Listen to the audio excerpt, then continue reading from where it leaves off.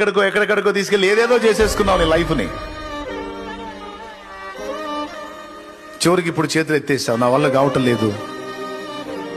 నేను ఎంత కంట్రోల్ అవుదామన్నా, ఎంత కంట్రోల్ చేసుకుందామన్నా నా జీవితం నా వశం లేకుండా అయిపోయింది.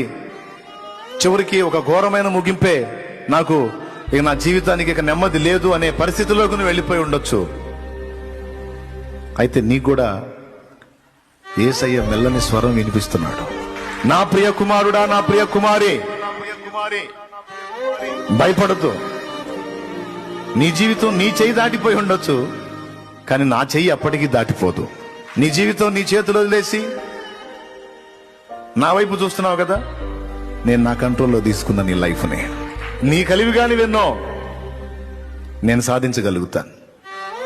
నువ్వు నెరవేర్చాలనుకున్నవి నెరవేర్చలేకపోయినవెన్నో నేను నెరవేరుస్తాను.